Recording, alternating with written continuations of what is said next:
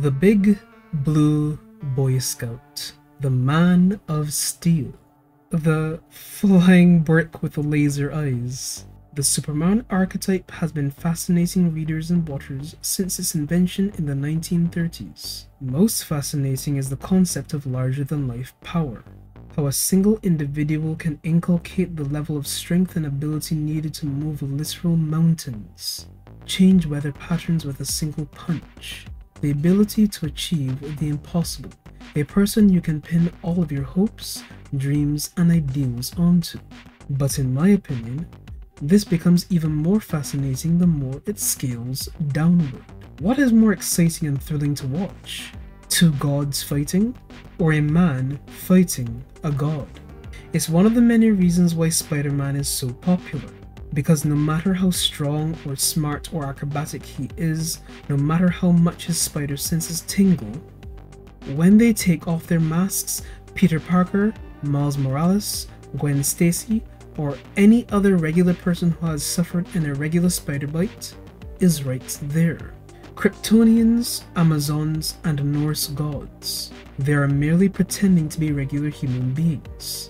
Hell, even lanterns and sorcerers don't need to keep up with the facade of human life if they don't want to.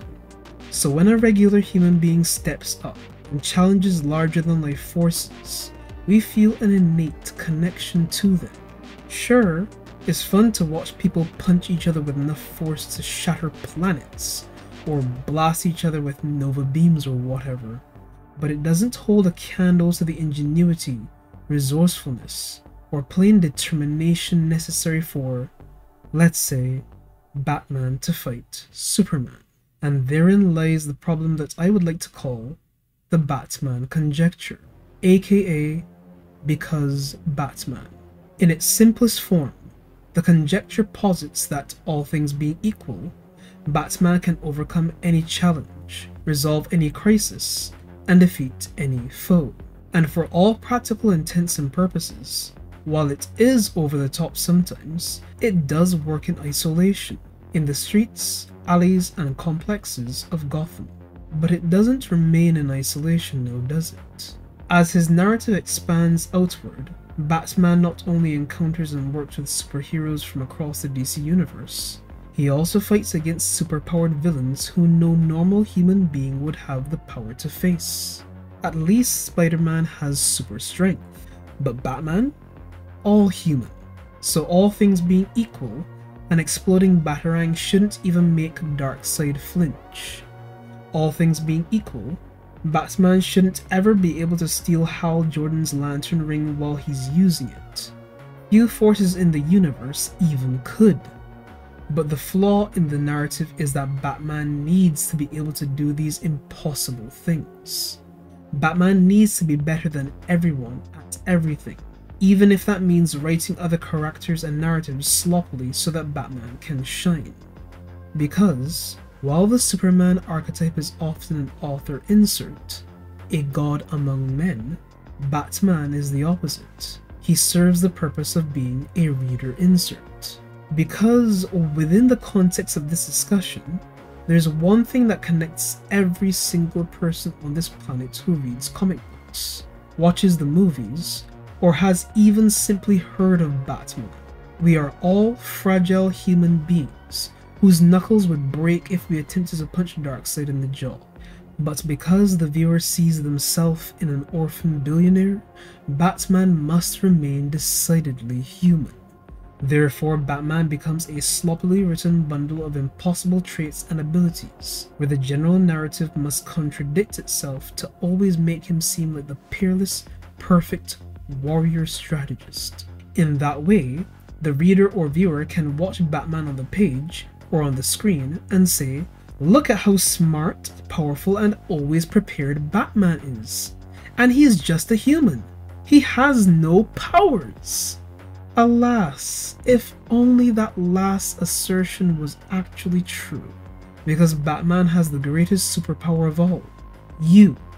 Now, I would like to say that the solution for this mostly inconsequential conundrum would be to keep Batman where he's meant to be. If that were the solution, then I would have only one thing left to say in this video. Go and watch Batman the Animated Series. The animated series was a masterful medley of the original aesthetics of Batman, brooding detective fiction cast within a world of dramatic tension, with light-hearted undertones thrown in, mixed with humanizing and engaging elements which made you feel a connection to the characters on the screen, heroes, villains, and otherwise.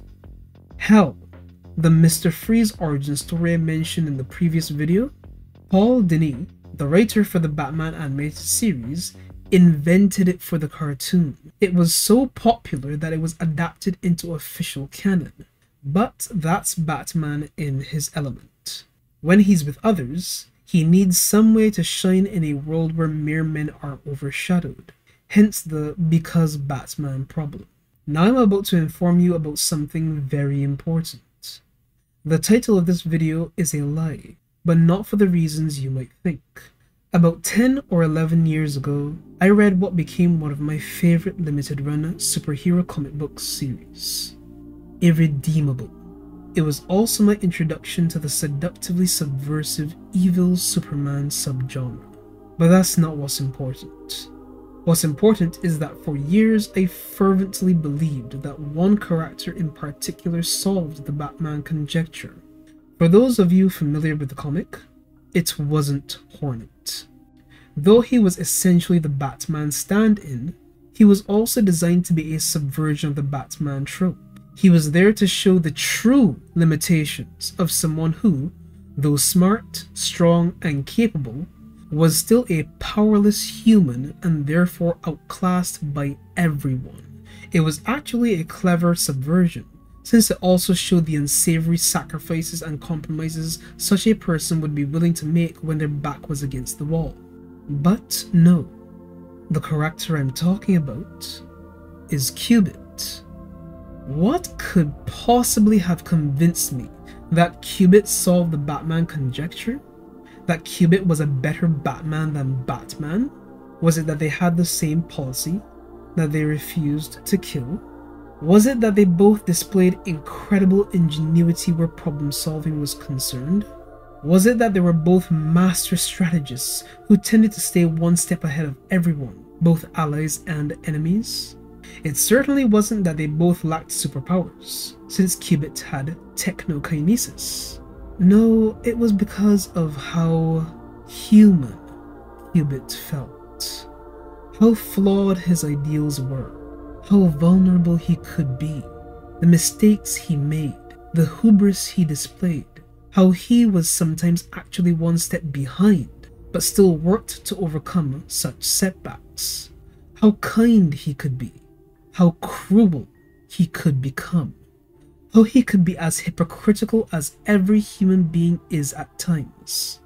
By contrast, when Batman is interacting with forces beyond the streets of Gotham, he often feels anything but human. How can a human be flawless, make no mistakes, come up with perfect plans and ideas, perform at peak level despite every obstacle present? The title of this video is a lie, not because the Batman conjecture isn't solved by Cubit. It's because solving it defeats the purpose of what it represents.